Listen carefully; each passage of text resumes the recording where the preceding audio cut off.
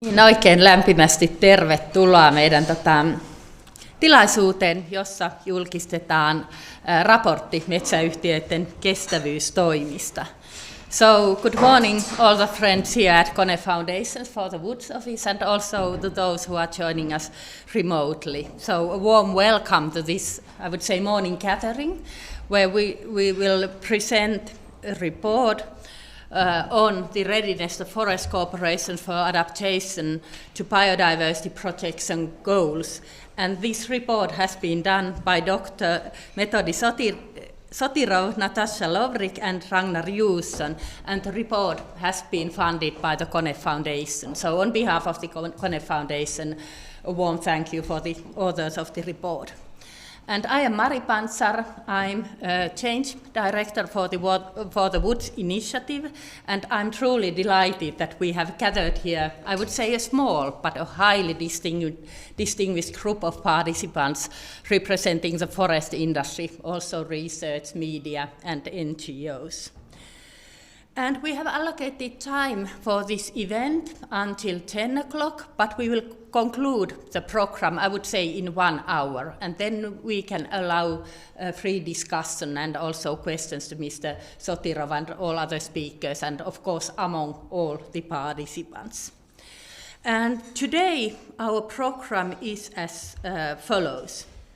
So after me, the opening remarks of this morning will be given by Janne Kotiaho, who is the chair of the Finnish Nature Panel. Janne is also a professor at the University of Jyväskylä and a member of the Kone Foundation's board. And then we will go to the presentation about the report. And the presentation will be given by Dr. Metodi Sotirov, who is a senior researcher and assistant professor in forest and environmental policy in University of Freiburg.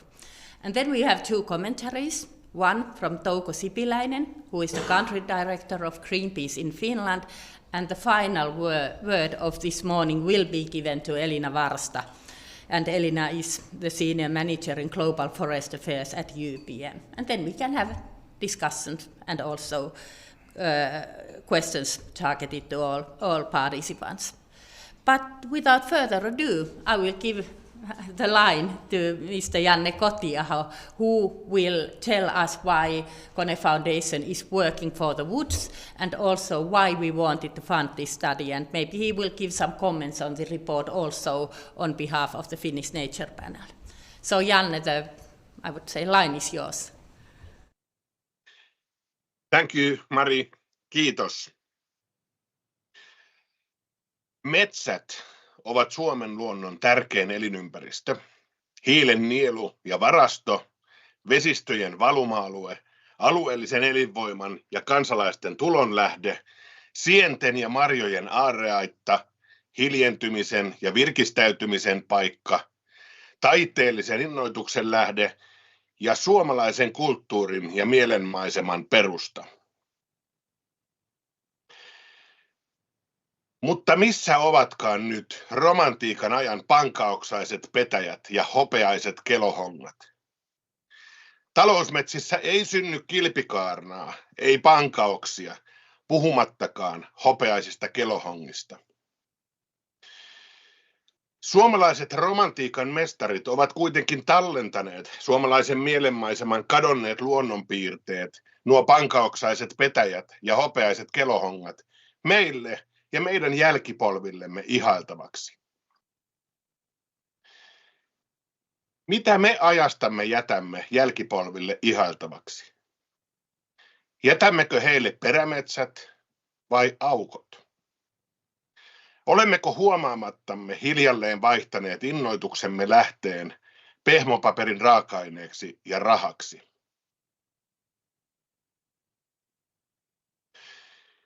The motivation for Kone Foundation to be on the side of the forests is rooted on the values we cherish in the foundation. I think the dialogue around forests in Finland during the last decades has not given enough room for the diversity of values we Finns really attach to the forests. We must hear the alternative voices and viewpoints that boldly challenge norms and the conventional truths of the forestry.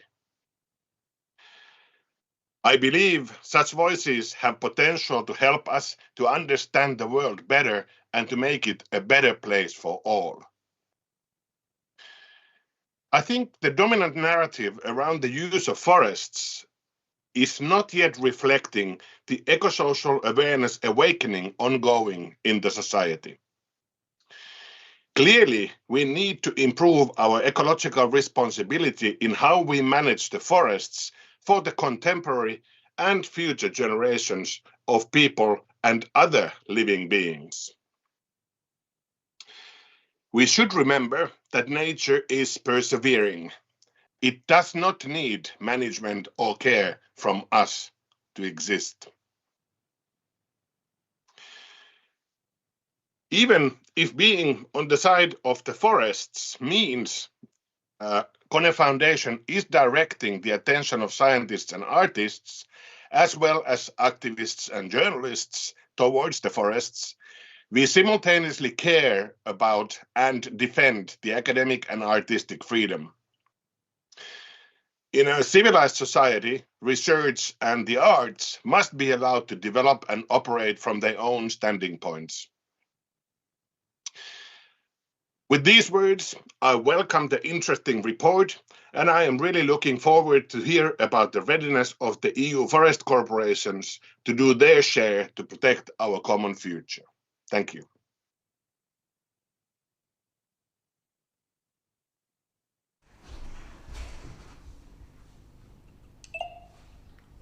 So a warm thank you, Janne. And do we have any questions to Janne? Maybe I will raise one. So as chair of the Finnish Nature Panel, Janne, how do you see the importance of forests in addressing the biodiversity targets and biodiversity goals, both in the EU level and also here in Finland?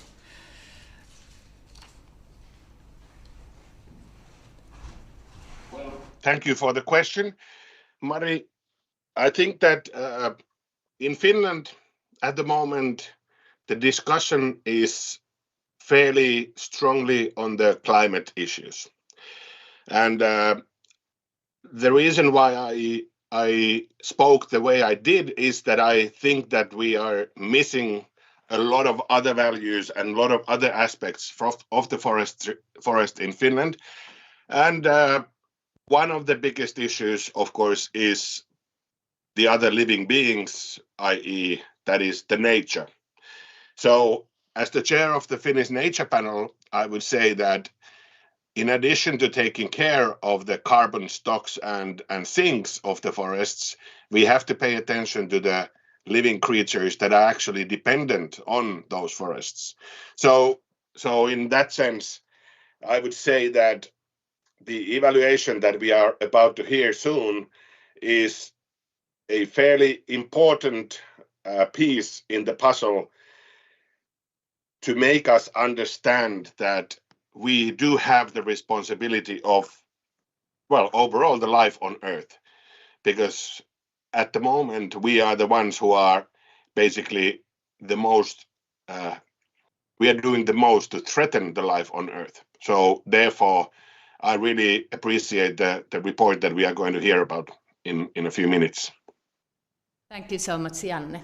So there are no other questions. So let's go to the report. And I would now, I'm happy to invite Mr. Sotirov here to present the results. And I also read the report through very carefully. And of course, it is also very important that we acknowledge all the work that has been done by the forest industry when it comes to climate and biodiversity. And I'm sure that you are also going to raise those success stories. Welcome. Mm-hmm.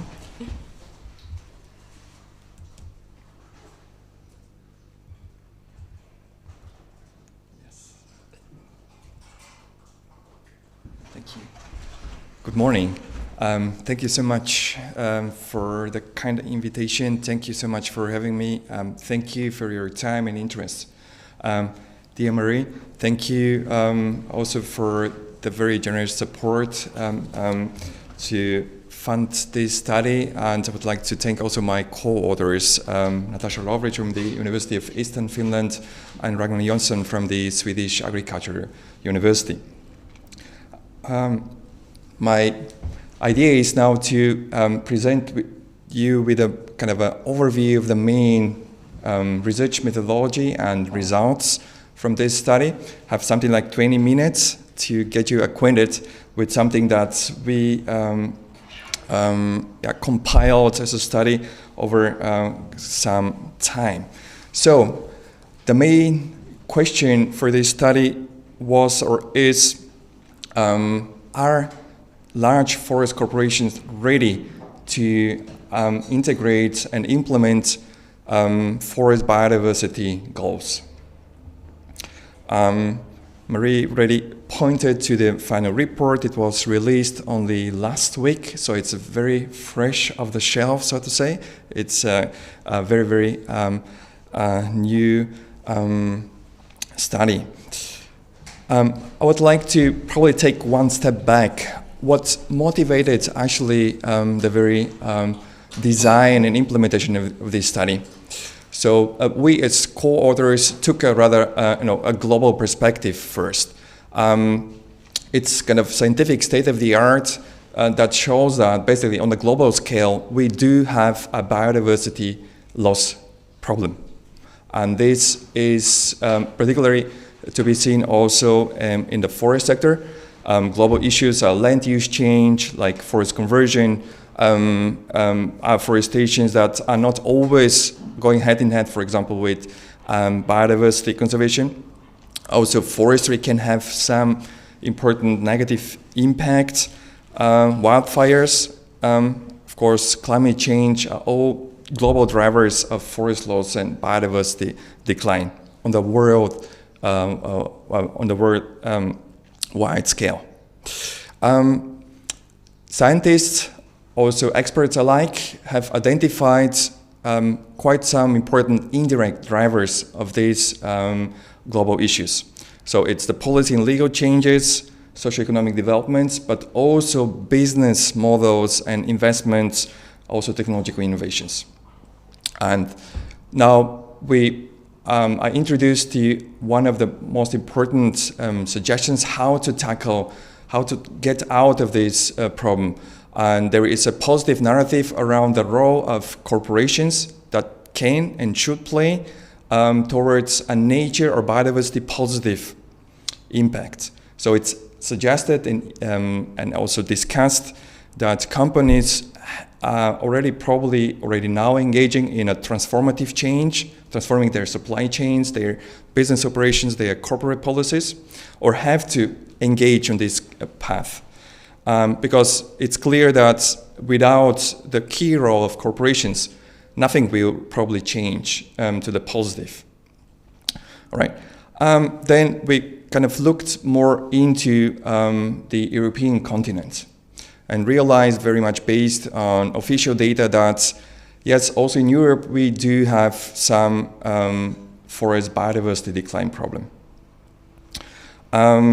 Among those direct impacts are clear cutting, salvage logging, reforestations, monoculture plantations, reduction of deadwoods, and old-growth forests. Something that more or less is directly connected to business as usual management, if you want, so traditional, let's say, rotational intensive forestry operations. And because of that, I guess a range of EU-level policy have been formulated, which now include more and more and actually direct obligations or requirements or normative expectations towards biodiversity-friendly forest management. There is also a bit talk about biodiversity-friendly afforestation, reforestation, restoration of forest biodiversity, and many of that. All right. Based on these observations, we came up with a range of specific questions, but in order to cut the story short, once again, the main question here is, are large forest corporations already integrating forest biodiversity concerns into their corporate policies? Are they ready to so more or less meet on these specific forest biodiversity objectives? Are they specific leaders among the forest corporations that are leading already the transformation towards biodiversity-friendly practices? Are there any corporations that are lagging behind or need some more time to adapt? And of course, in order to answer those questions, we first looked into the scientific and expert literature to first come up with some sort of a assessment framework, kind of criteria indicator set that can help us first define and assess what's actually biodiversity positive forest management, right? And based on a very extensive and systematic review of the scientific literature, also of policy documents, we compiled a set of 10, if you want, so key indicators, and we also provided a list of specific thresholds in quantitative or qualitative terms, whatever actually is available, more or less as a knowledge. And this is all presented to the left. So the most important biodiversity positive criteria include, for example, a priority for natural regeneration or tree species diversity. Timber intensity should be not definitely exploiting more than 75% of the annual allowable cuts. There must be sufficient quantities and qualities of deadwoods with some specific thresholds, for example, 20 to 30 cubic meters in boreal forest, for example, should be available as deadwood. Ideally, there will be close to nature forest management or even aged forest structure, a vertical, diverse structure. There will be avoidance either generally of clear cuts or at least of large-scale clear cuts. Large scale means larger than 2 hectares, for example. There must be also sufficient protection of old growth and primary forests, ideally around 10% of the forest area. There must be also a care of high conservation value forests. Also, some forests must be set aside, taken out of production, so to say, and there must be also care of forest birds. All right. We kind of spent some time to come up with these key criteria and indicators, which helped us kind of organize something like an assessment framework, assessment benchmark, right? And then the research methodology was applied in a way that we wanted to first look at the largest forest corporations, because the assumption and also the suggestion in scientific, but also in the expert literature, is that it's exactly the bigger, the larger companies that have so big market leverage, so big influence along the supply chains, so that probably it makes a lot of sense to look at their corporate policies and their behavior, their supply management strategies, to see if we are seeing some sort of a positive transformation happening.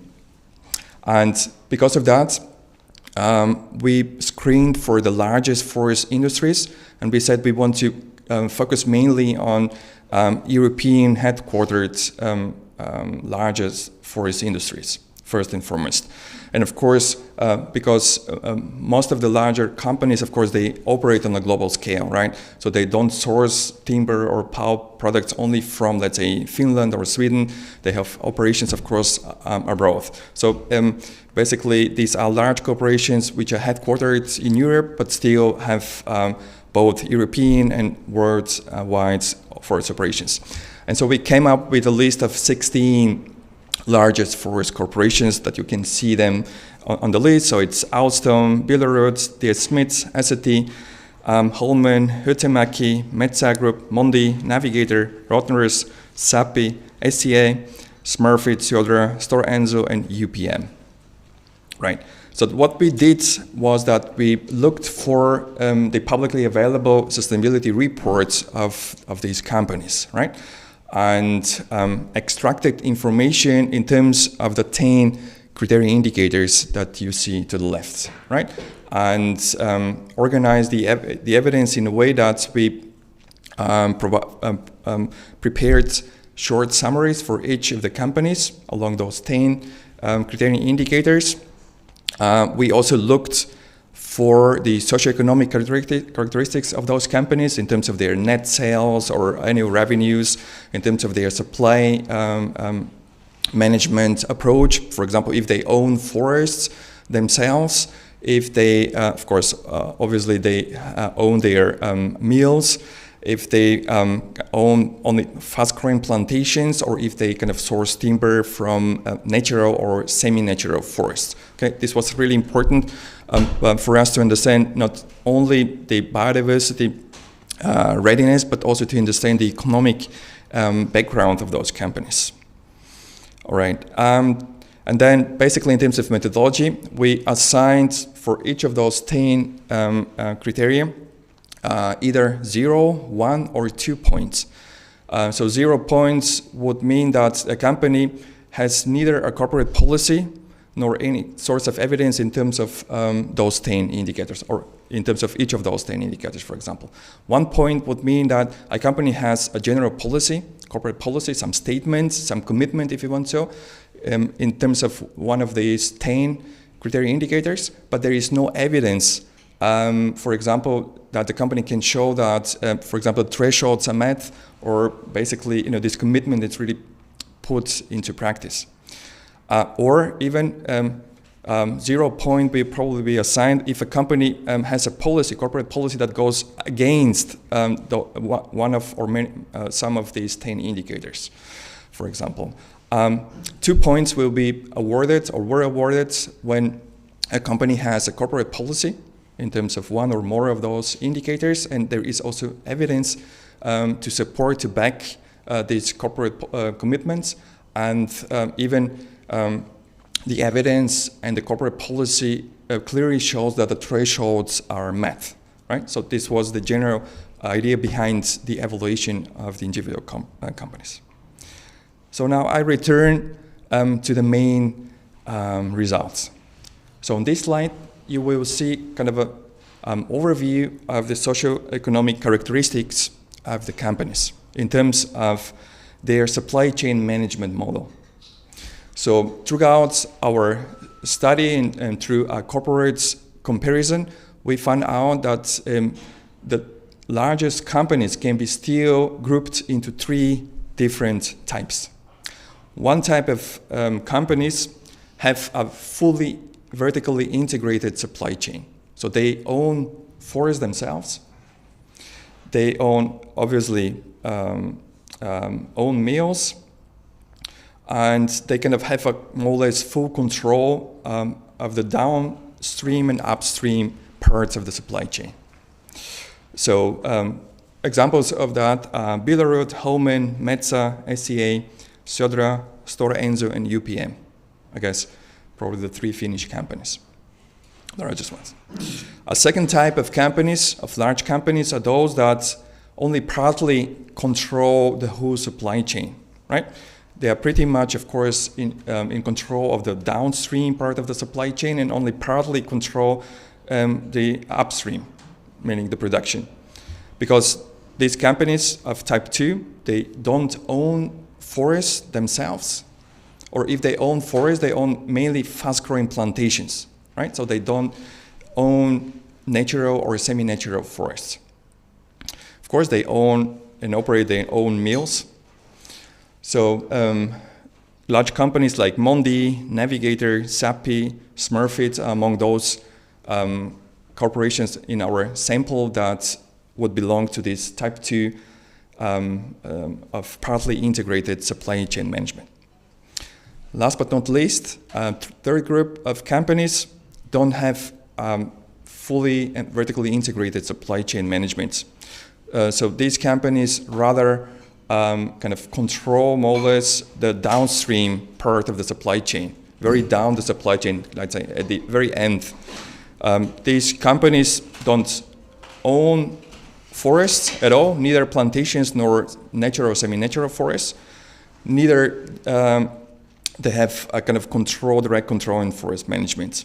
Of course, they own their own timber fiber processing mills. Examples are Alstrom, the Smith, Assetti, Hyttemäki, and Rotnerus. Okay, this is, I believe, important for two reasons, but we can discuss this after I've presented probably the main results. Now I'd like to turn to the main results, which kind of represent the heart of our study. Maybe the numbers are probably too small for you and also for the online audience to read, but basically I could kind of give you an overview of the main results. So on the table, I've listed on the horizontal axis, once again, the 10 evaluation criteria indicators. On the vertical axis, we will see all 16 companies listed, right? And you will see the individual scores of all those companies. All right. And to the very right, one can see the assessment points in terms of the evaluation points that we assigned, and in terms of the total ranking points. I'm going to explain this in a second. Right.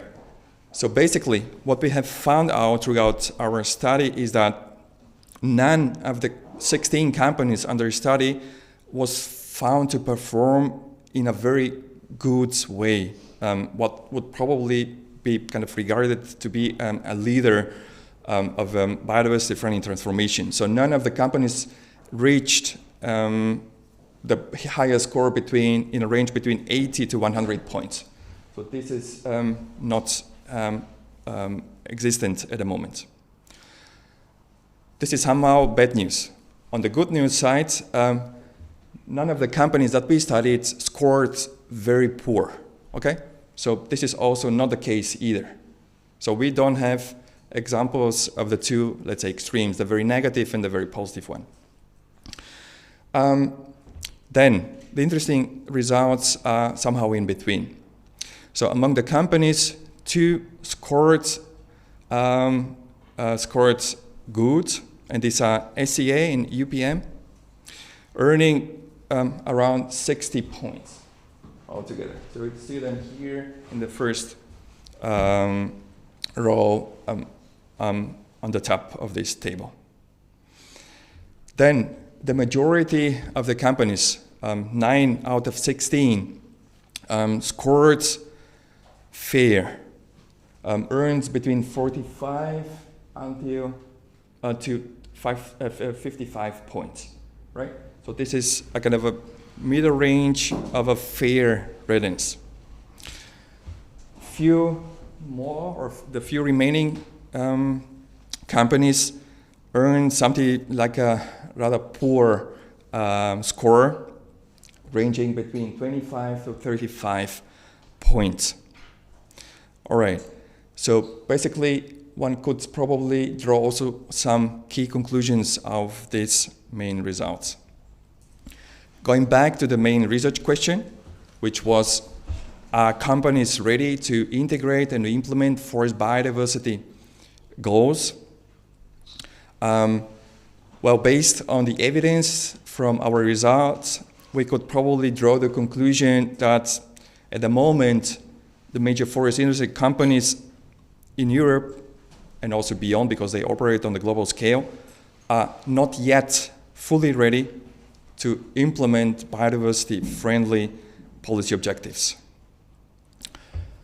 All right, very much looking at the total scores of all companies in relation to the key criteria indicators, one can really draw some very interesting additional conclusions. We could identify some areas that are more or less very much in an urgent need to be improved. And this, for example, concerns practices like avoidance of large-scale clear cuts, or giving natural regeneration a priority, close to nature forest management, and also strictly protected forest area and forest birds. These are the 5 key, let's say, on-the-ground practices that basically in an urgent need for improvement, where companies scored pretty low. Right? Okay, these are, so to say, news that, and this is the evidence where probably there is the most potential need for improvement. There are some good news.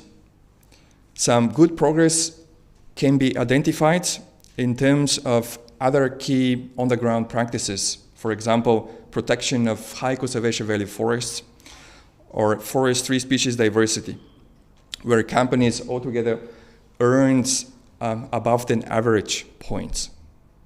Right?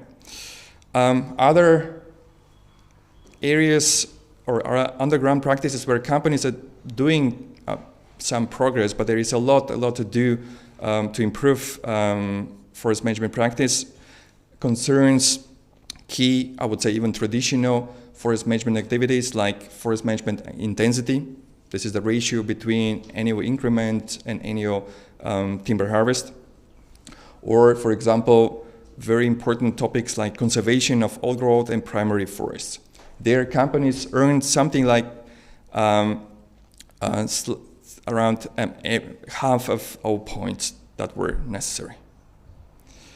All right, I conclude now with few self-critical assessment of the limitations of this study, and would like also to propose something like suggestions for possible further research. So one of the probably limitations of our study is that the main body, the main evidence was obtained from publicly available corporate sustainability reports, which may or may not reflect the real practice out there. So self-reported performance might be more, but might be also less ambitious than daily practices. We can't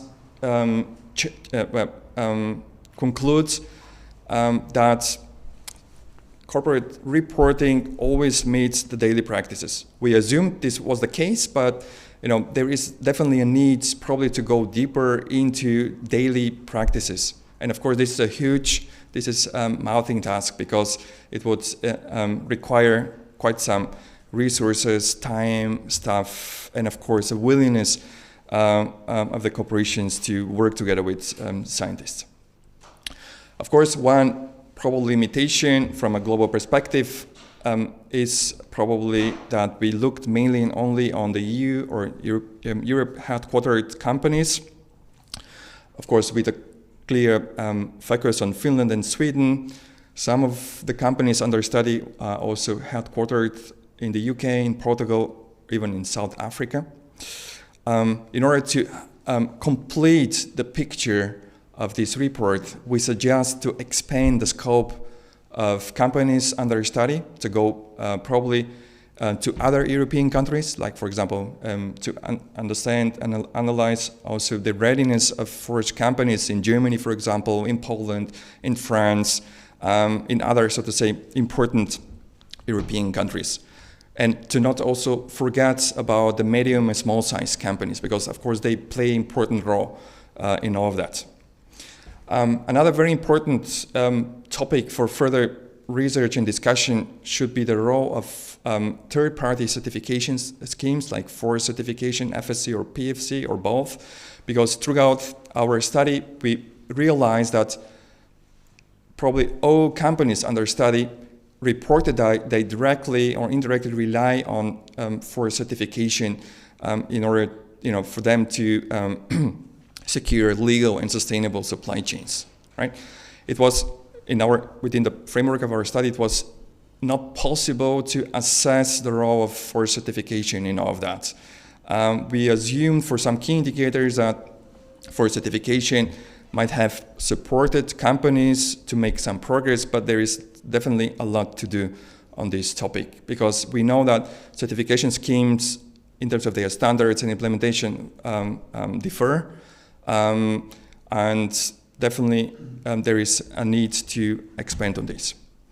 Ideally, this kind of a study or this kind of an assessment will be repeated over time, so that one can probably generate some sort of a panel data to probably track some sort of a progress, because we had little benchmark to compare with, right? So we really can't know if companies have been progressing in terms of their policy, because we had no historical benchmark to compare with. And ideally, of course, this will be all very, very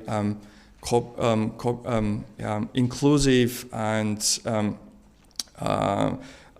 collaborative exercise among not only researchers, but also among researchers, forest owners, companies, environmental NGOs, public regulators. It would be important to discuss all these fundings or similar fundings and jointly draw conclusions of what this would mean for the companies themselves, forest owners, and of course the regulators.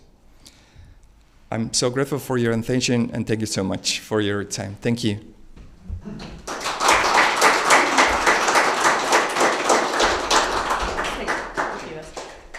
Thank you so much, Metodi, Mr. Sotirov, for this excellent presentation, and of course all the hard work that you have put into this study and report. So do we have any immediate questions from those that are present here today or from the stream? Sami. So we have Sami Oksa from UPM. Thank you for the excellent presentation. How did you come across the thresholds on the slides that you have 2 hectares limitations for clear cuts and so on, the different thresholds in there? Thank you. This is a very good question. The thresholds all based on scientific knowledge and recommendations. So these thresholds more or less to be found in the scientific literature. We screened a lot of scientific papers from conservation biology, forest ecology, forest management, and alike. So basically, most of this or all of that is really based on solid expert or scientific knowledge. And of course, I tried somehow to give here some range, because for the different bioecological regions, obviously different thresholds would apply for sure. And that's why I kind of took this example in terms of the amounts of deadwood, for example, right? So 20 to 30 cubic meters is recommended as a minimum, so to say, threshold in the boreal forest zone. Whereas, for example, 30 to 40 is suggested for the continental forest or biogeographical zone, 30 to 50 probably in the Mediterranean, okay? For example. Then we have Elina Ars. Yes, thank you, Metodi, for the presentation. I would like to ask from your kind of a researcher point of view, was it easy or difficult to find this information? So from a transparency question, so how do you see, when now you have observed quite many different companies, that where are we with transparency? Yes, thank you. Very good question too. Basically, I was really like at the beginning of our study, I was a bit concerned about this question. Are we really going to obtain any kind of information, right? But throughout, or just after we kicked off really, the search process for the data collection, I was really impressed that in your sustainability reports, you provide quite some important information, especially also in terms of biodiversity aspects. So to me, this is already a very good achievement, I would say. It seems that at least the larger companies have learned over time that this is a really important topic, and that there is some big important public interest, probably also expectation, some sort of pressure to report on these aspects. And of course, biodiversity is just one of many aspects, right? So we did not look, for example, into climate mitigation or, for example, or carbon sequestration aspects, for example. We didn't look into that much into the truly economic aspects, for example, jobs, revenues, and all that. Of course, we collected some sort of basic information. For us, this was rather important in order to understand if there is some sort of a correlation between the role of a company in the supply chain. And it seems, and sorry for probably omitting this because of the time reason, there seems to be a sort of a general correlation. The more a company controls the supply chain, right, it has a vertically integrated supply chain, the more likely it is that the company will be probably progressing towards forest management. I mean, it makes sense, because if you are in control of forest management upstream, right? So you have a direct control of what's happening in there, right? Of course, and we've seen that group 3 companies are scoring rather low compared to the others. And these are exactly the companies that don't really have a direct control of the production part of the supply chain, right? However, I believe each company, regardless if it controls fully or partly or not the production cycle, I believe each company has a responsibility and has a possibility to influence what's happening in forest management through the purchase policies, through corporation policies and all that. And just to complete my answer, yes, we found information. However, the information on biodiversity aspects is not really harmonized. So it was not that easy really to find evidence, information on all these criteria indicators. So this could be probably another suggestion for further work, probably to work towards some sort of a more harmonized reporting process, which I guess would be more beneficial for the companies themselves, not that some sort of misunderstanding or some sort of factual errors occur. Thank you. So thank you so much for the excellent questions. And I also have one in my mind. So the data for this report and study was obtained from the corporate sustainability reports. But you also gave an opportunity for the companies that were analyzed to discuss with you about the results. So is there anything general you would like to raise concerning those discussions? Yes, thank you. Yes, this is a very important point. Thank you, Mari, for pointing this out. Yes, throughout the implementation of study, we contacted our companies and sent them the preliminary results, the individual assessments for each company, and asked them for a feedback. We received some feedback from some companies, unfortunately not from all of them, and we had some sort of a panel discussion there.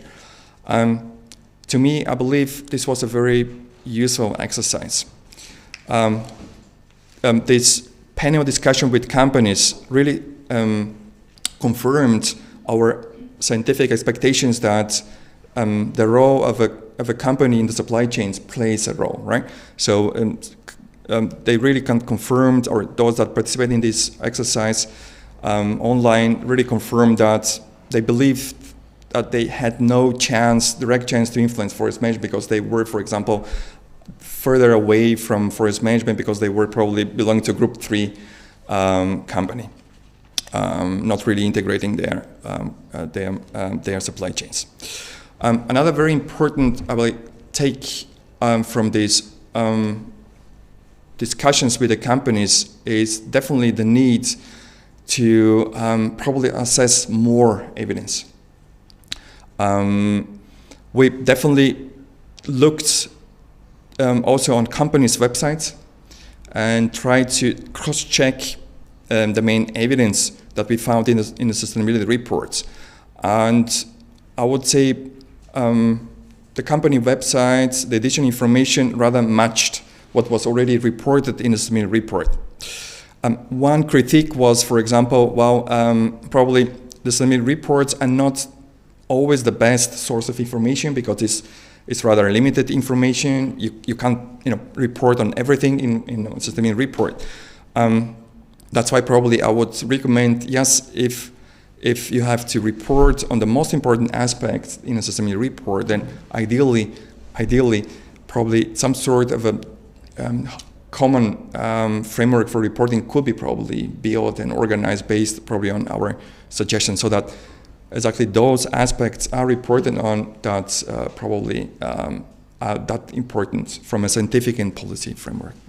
Yeah, thank you. Thank you so much. And now, One more question? Yes. I can get back to this. I think you need the mic. Well, I have a pretty carrying voice, but yeah. So I'm Marcus Walsh. Does this thing work? Yeah. I'm Marcus Walsh from Innofor. I'm a forestry consultant. Yeah, it's a pleasant surprise that even two companies actually managed to get what you describe as a good score. But there's quite a big difference between having 60 points and 80 points. If I get 80 on a test, I'm quite happy. If I get 60 on a test, I'm not that happy. And yet they're in the same category.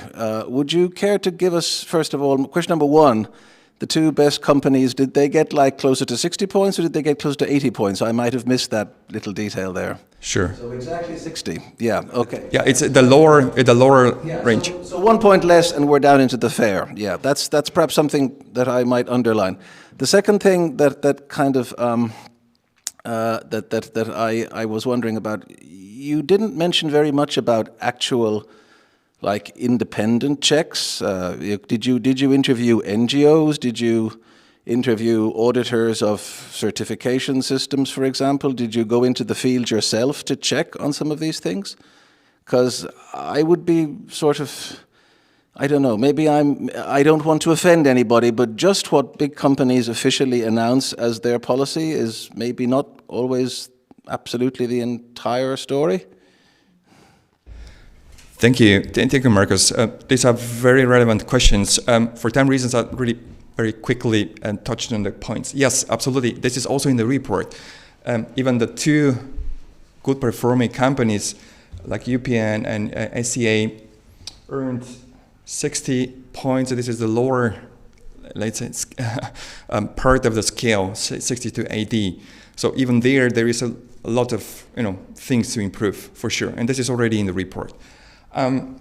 Second, on your questions in terms of the independent checks, if we did interviews with NGOs, with auditors, no, we did not, because mainly for time reasons, for resources, and this is why I concluded, here on this last slide, that this is one of the limitations of this study, but something that we recommend to be done in the future, because I agree with you, something that's written in a systemic report might reflect reality, might not reflect reality. I mean, this is exactly why I agree with you. There is a need definitely for this kind of a cross-check, and definitely this is something that needs to be done for sure. No further questions. Thank you. Okay, thank you. Thank you so much, and we will continue the discussion after two commentaries. So NGOs were mentioned, and now the first commentary will be given by Touko Sipiläinen, who is the country director of Greenpeace in Finland. So welcome, Touko.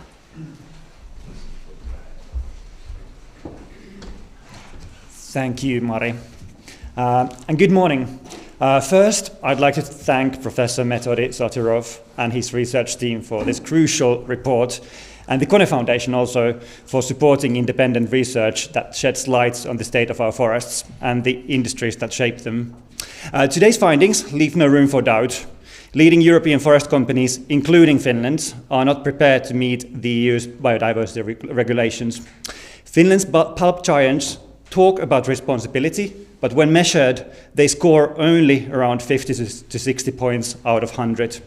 That means they are only halfway to aligning their actions with the EU's regulations and strategies that protect our unique nature and its biodiversity. And unlike often claimed, Finnish companies don't seem to stand out as leaders in this field compared to their European peers. Lack of alignment with nature and climate goals is no minor issue. We are talking about global players with large influence in the EU and beyond.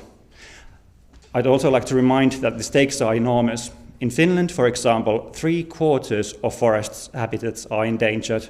388 forest species, including the familiar willow tit, are at risk. And shockingly, our forests have flipped from absorbing carbon to emitting it. The forest companies and their actions are the single most important reason for biodiversity loss in Finland.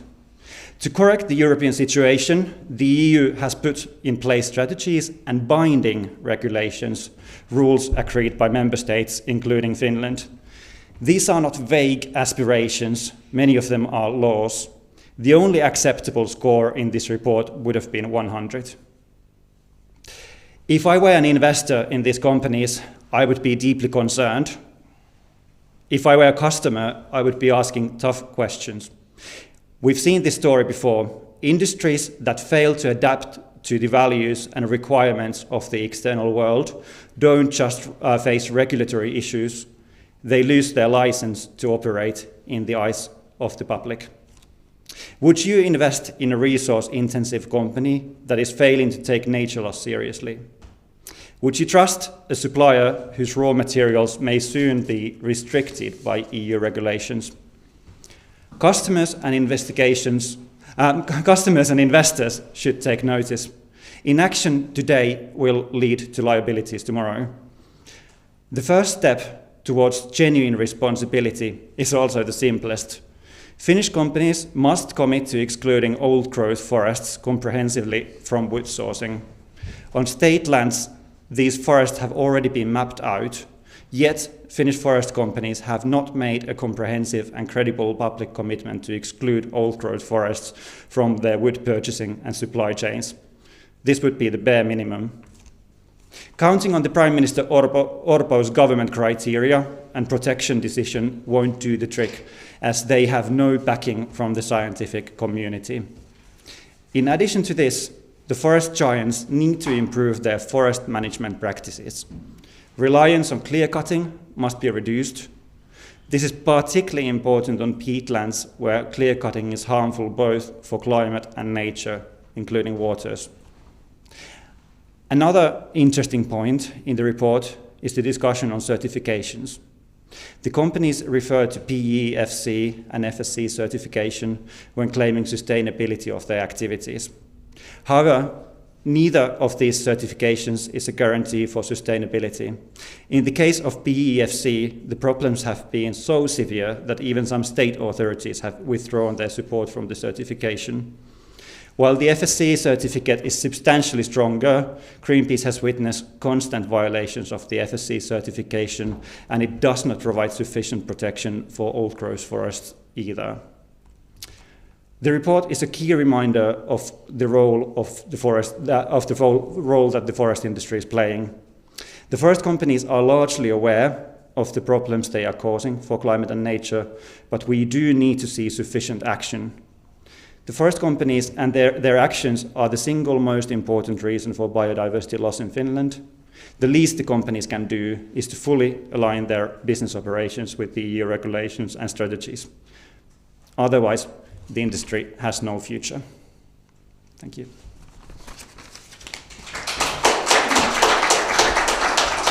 Thank you so much, Touko, and we will have questions and comments for Touko's commentary also after our final commentary. So I will give the final word of this program to Elina Varsta from UPM. So warmly welcome, Elina. Thank you, Mari. So thank you for the opportunity to also give views from an industry point of view. So first of all, I would like to kind of congratulate for making this study. So research and kind of the dialogue reflecting the progress in our policies and sciences is very important. And it's a kind of the basis also for us to making the progress towards better alignment with the targets that we have in different regions and also globally in biodiversity and also other targets, climate, social, and so on. First, I would like to start with some general views and then maybe a few kind of details what caught my attention. So I haven't had looked all kind of the details of the report yet, but anyway, so I kind of look at the criteria and the approach that you use. So UPM as a company has a long history of kind of transforming the biodiversity approach. So we have had our own biodiversity program since the 90s. And of course, there's been a progress during the decades with that. Currently, we are developing with different regions where we have own forests and plantations and protected areas outside the plantations. We are developing biodiversity metrics. So I think one of the important kind of measures or kind of understandings is behind is that we know what we have, what kind of impact we have, what kind of progress we are doing over time.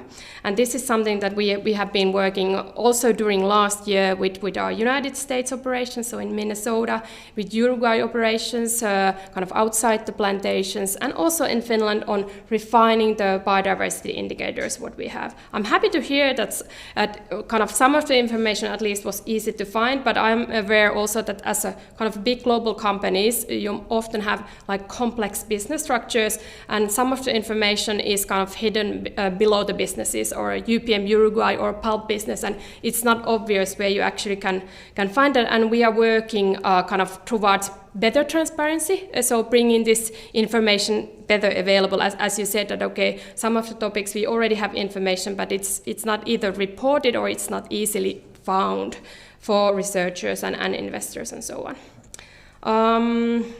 Also about the kind of a general comment about the selected criterion indicators.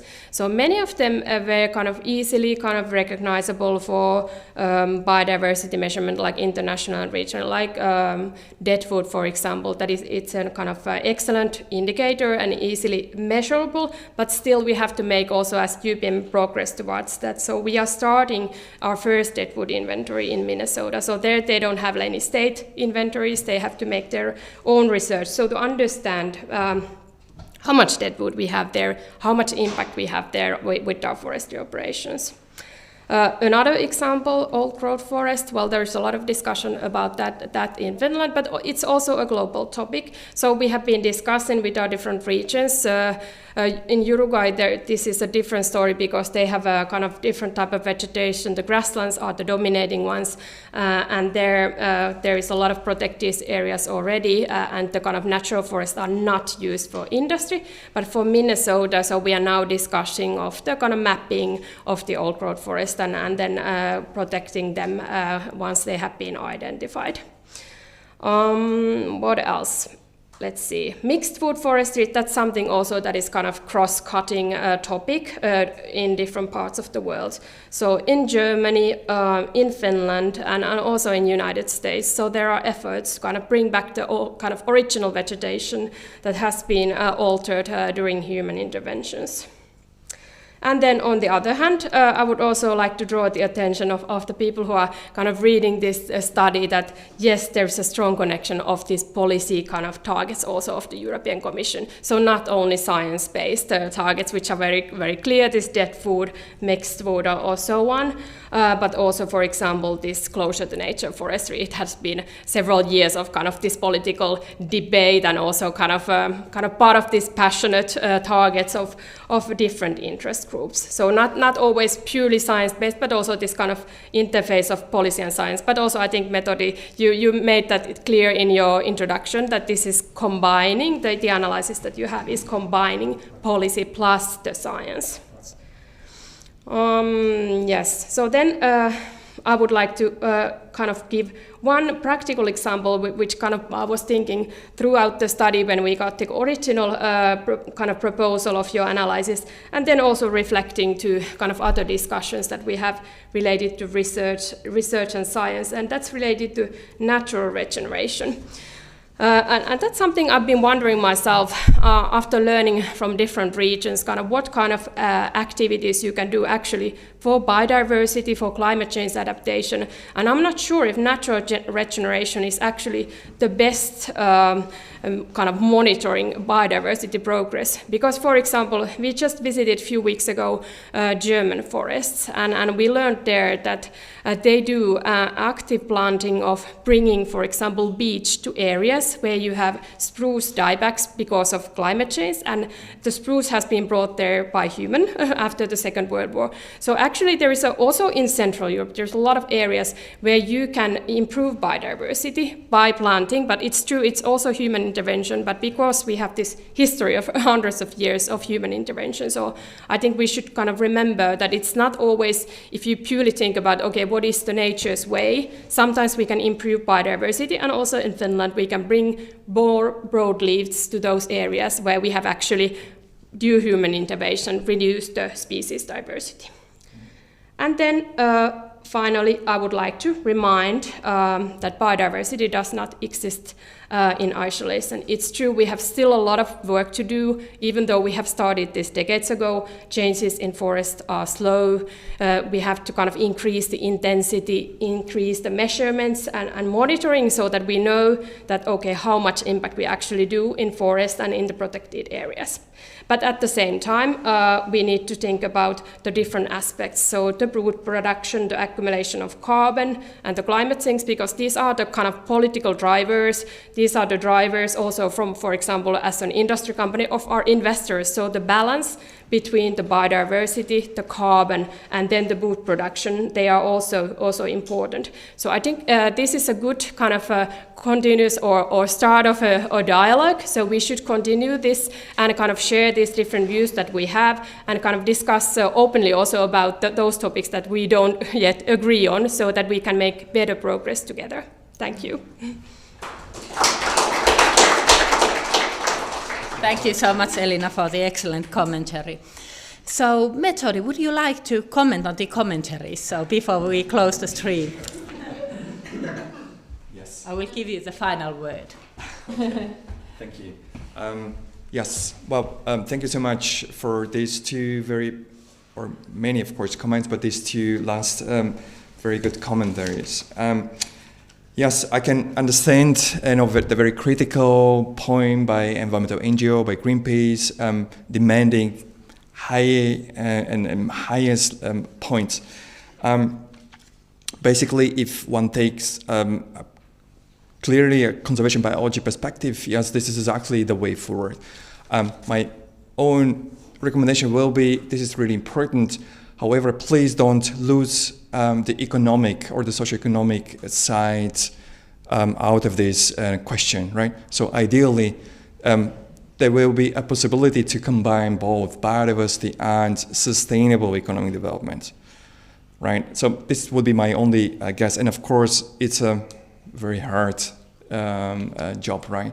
To find this balance between biodiversity conservation and sustainable bioeconomy, if you want so. But basically, I would agree, yes, it's urgent. So biodiversity issues, long known, and definitely there is urgent action that is needed for sure.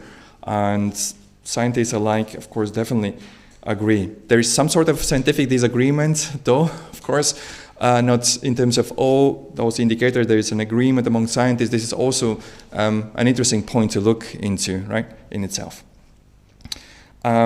I very much also thank you also for this very clear and very critical perspective from UPM. I understood your point as Elina, as an offer to engage and keep the dialogue. And this is exactly, I believe, what I would imagine to be the best outcome or impact of this study.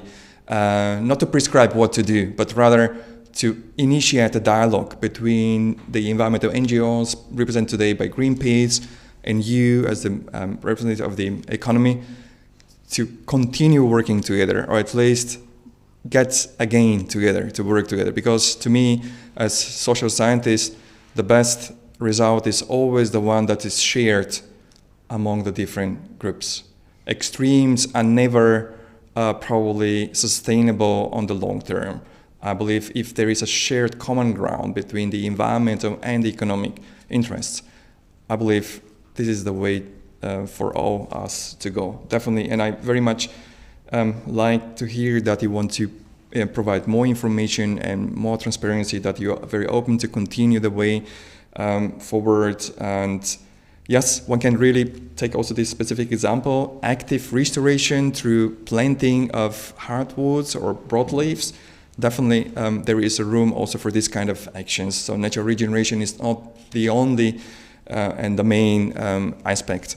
One of the indicators in our assessment framework was the increase of tree species diversity, which basically would support exactly this kind of activities. For sure, and for sure, the assessment framework is not written in stone, and definitely can and should be further adapted. Thank you so much. I hope there will be a continuation of this dialogue in the current in the current and also in the next time. So happy to see this unfolding and supporting this somehow. Thank you. Thank you so much. And happy that so many of the speakers have raised the importance of continuing the dialogue, and that is something that we also at the Kone Foundation for the Woods initiative also want to do. But dear friends, now we have come to the end of our, I would say, main program, and we will continue the discussion here at Tehtaankatu. And I would like to take the opportunity and thank all the participants who are present here today and also who have been joining us on the stream. And I wish you all a very good and sunny day. Thank you so much. And now we can have free discussion. And if you have any questions for Metodi or any other speakers, Touko, Janne, Kotiaho.